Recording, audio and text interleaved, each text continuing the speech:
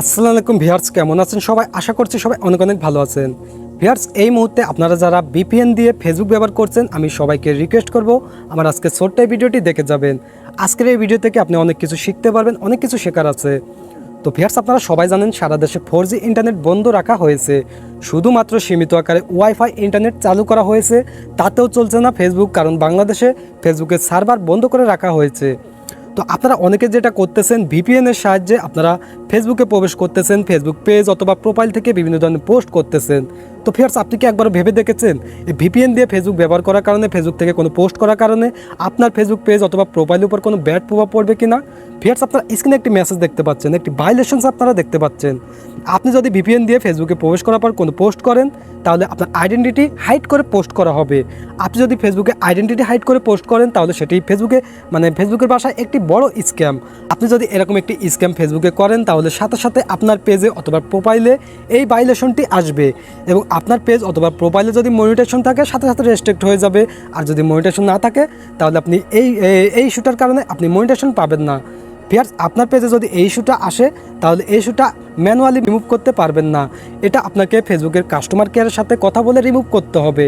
এটি অনেক বড় একটি অপরাধ, আপনারা হয়তো জানেন না। তো আপনারা অনেকে ভিপিএন দিয়ে ফেসবুকে প্রবেশ করার পর আপনারা বিভিন্ন ধরনের পোস্ট করতেছেন।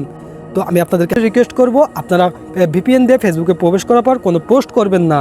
ফেরস আপনি আপনার মনিটাইজেশন হারিয়ে ফেলবেন, যে কোনো সময় মনিটাইজেশন হারিয়ে ফেলবেন। হয়তো এখনও আপনার মনিটাইজেশনটি রেস্ট্রিক্ট হয়নি। তো ভিউয়ার্স, আপনার যতদিন ইচ্ছা আপনি ভিপিএন দিয়ে ফেসবুক ব্যবহার করুন, কোনো ধরনের সমস্যা হবে না।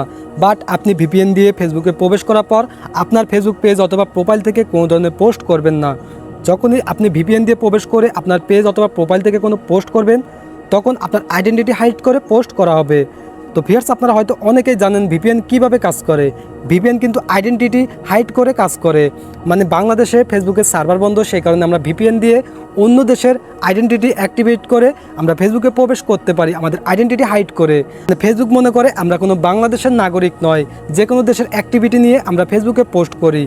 তো যখনই আপনি ভিপিএন দিয়ে কোনো পোস্ট করবেন ফেসবুক পেজ অথবা প্রোফাইলে, ফেসবুক যদি কোনোভাবে জানতে পারে, সাথে সাথে এই ভায়োলেশনটি আপনার পেজ অথবা প্রোফাইলে শো করবে এবং আপনার মনিটাইজেশন রেস্ট্রিক্ট হয়ে যাবে। তো আমি রিকোয়েস্ট করব, আপনারা ফেসবুক ব্যবহার করুন, কোনো সমস্যা নেই, কিন্তু আপনারা ফেসবুক থেকে কোনো পোস্ট করবেন না। তো ভিউয়ার্স, আমার আজকের ভিডিওর মূল উদ্দেশ্য ছিল আপনাদেরকে জাস্ট সতর্ক করা। আপনি মানলেও ভালো, না মানলেও ভালো, সেটা আপনার ব্যক্তিগত ব্যাপার।